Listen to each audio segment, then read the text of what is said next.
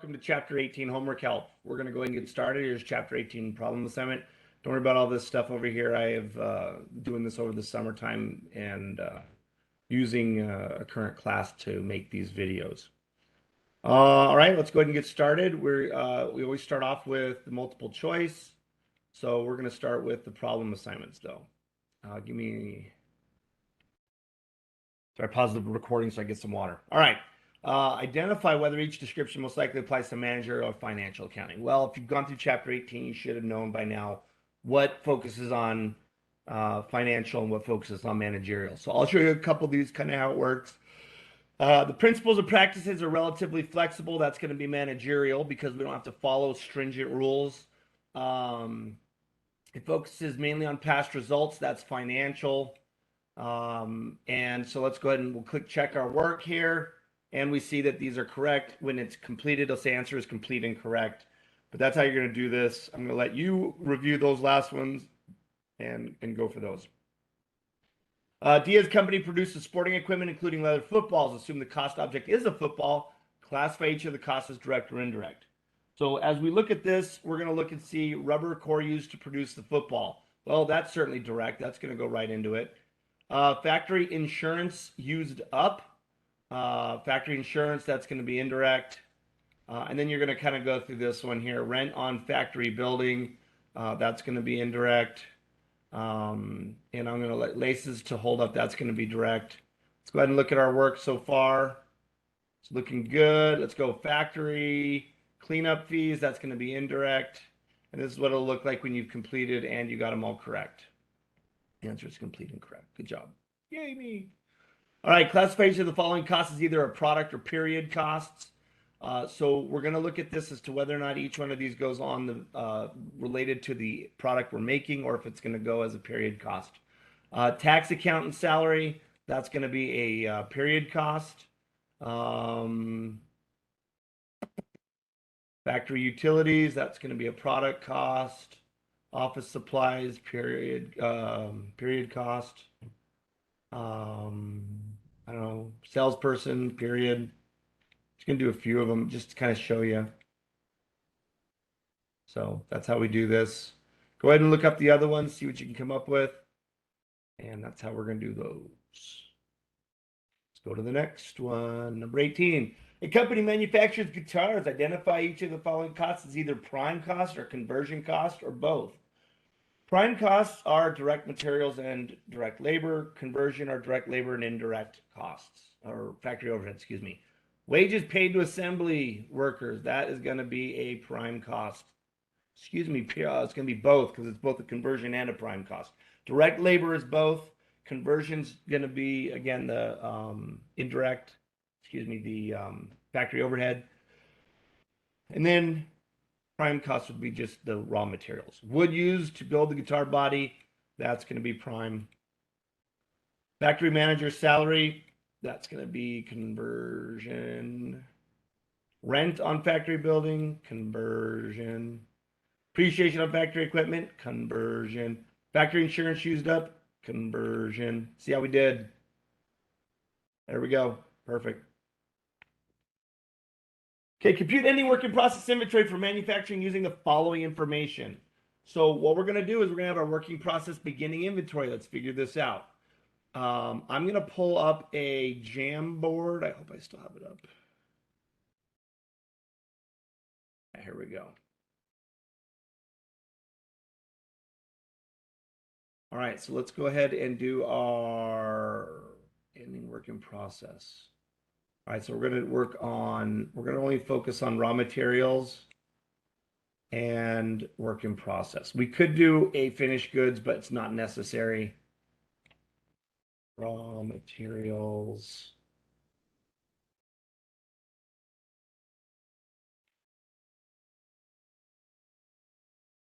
Work in process.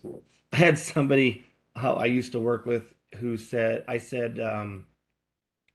oh yeah, the work in process account. And they're like, work in process? What's a work in process account? I said, it's the stuff we have that we're working on that's not yet completed. Oh, WIP. Oh, I didn't know if you'd have said the WIP account, I would have known. I'm like, really? You would have known it by WIP, huh? Okay. Anyways, I digress. Just some of the funny, whoa, what the heck just happened? All right.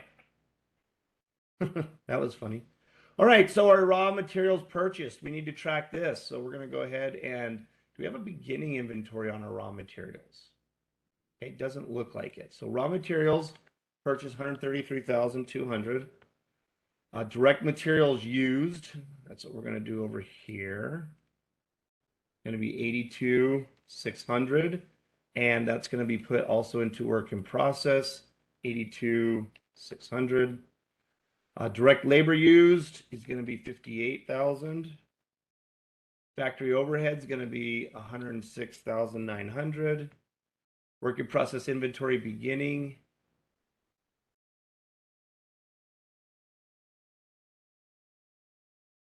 is going to be 28,000. And then our cost of goods manufactured is going to be 245,200. And we need to find out what our ending work in process is. So work in process beginning inventory is going to be 28,000. See, I do this just so that it'll be faster. Then we're going to add in direct materials used, 82,600. And then we're going to add in our direct labor used, 58,000. Then we're going to have our direct factory overhead, and that was 106,900. And then we're going to skip this line.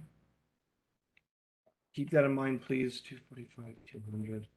So that should be our ending work in process inventory. All because it's a line here doesn't mean we have to use it. They do that. Oh, I put direct labor twice. Whoops. That one should have been direct materials. I must have started to click on it and then scrolled up on accident on it. There it is. Okay.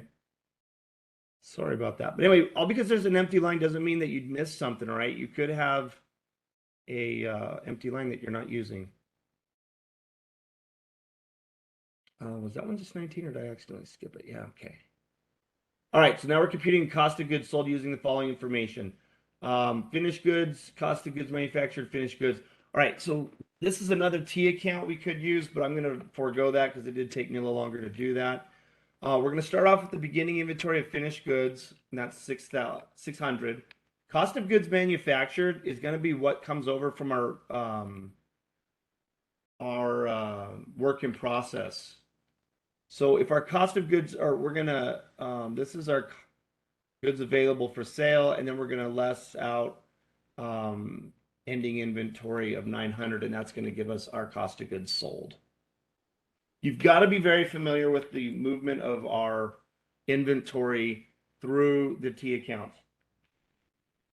From raw materials to work in process to finished goods to cost of goods sold.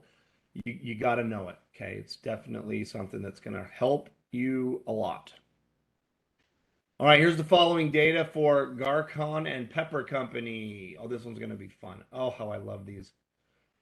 Complete the table to find the cost of goods manufactured for both Garcon and Pepper.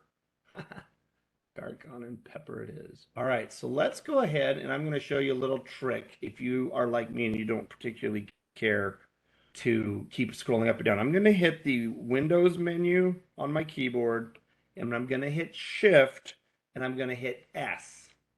And let it go, and it should come up with my snippet tool, and it does.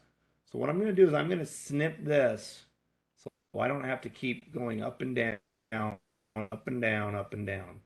And then I'm going to open up and up.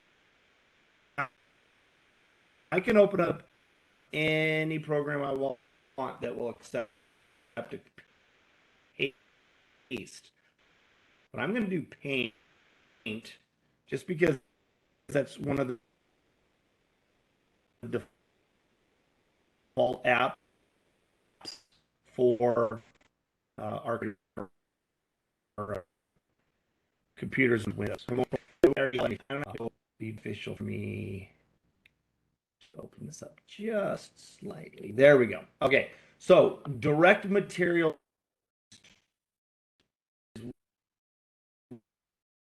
We're going to need to do our beginning inventory. And on going to be 7,800, and for pepper is going to be 10,500. And what I recommend doing so that you don't get all confused is if you do it in paint, you can do this so you know you've done it already. Raw materials purchased, here we go. So coming back over here, raw materials purchased 39,500, 55,500. So we've gotten raw materials. Okay. So that's what raw materials available. And to find out what our direct materials used are, basically what we've transferred out, we need to put our subtract out our ending inventory here. And our raw materials ending inventory here. So we have 6,700, 7,800 there. Raw materials ending inventory. So we're done with raw materials. Let's see what these ones are. I don't even know why that's there. So this is probably just one of those lines to throw you off. Don't let it do it. Factory overhead. Interesting. You know what? Let's see if this one, yeah, this one's direct labor. Sorry, I was wondering because we would jump to factory overhead, so we needed direct labor. Direct labor here for Garcon is 19,200 and 35,400 for Peppa. Direct labor. Okay. Factory overhead. Let's look for factory overhead now. Not finished goods, not work in process.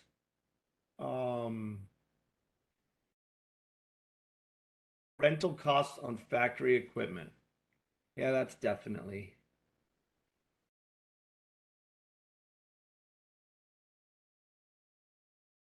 Rental costs on factory equipment.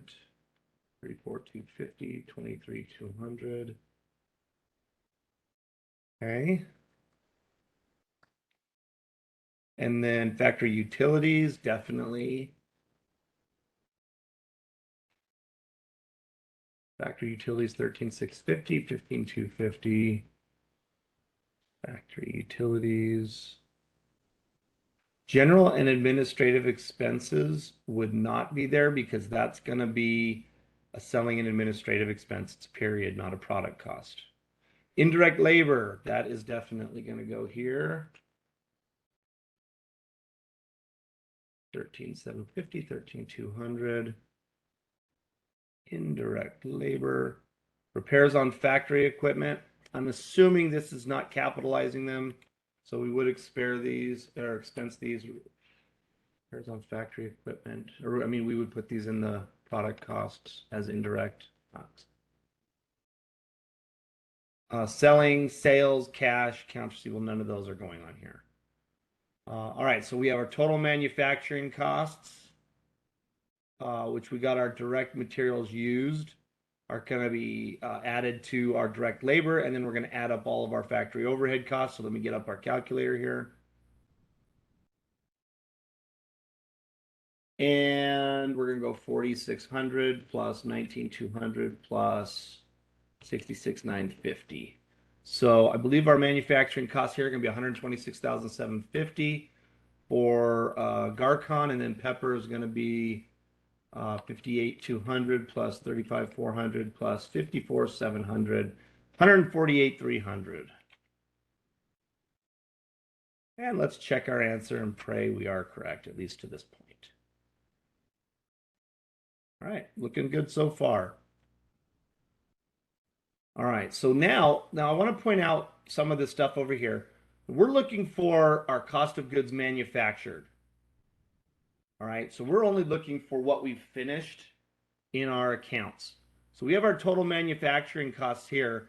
This is our total cost of work in process inventory. So we need to add our beginning inventory work in process. 18,400 for Garcon and 25,50 for pepper. So we've done this. We're not looking for finished goods inventory, though we may need that information. We don't, we're probably we're subtracting out no, we're not going to need our finished goods inventory. We're not calculating that. We're going to put over here our work in process. We're going to subtract it out, our work in process ending inventory for 25,600 and 17. Oops, that was 1,700, 1,700, not 17,000. Selling expenses, that's not has anything to do with our inventory accounts. Neither does sales, neither does cash, and neither does accounts receivable, at least not directly. We get accounts receivable when we sell our inventory. But this is what we're looking for when we're looking for cost of goods manufactured. We're looking for what we're transferring to finished goods inventory. Now we can check.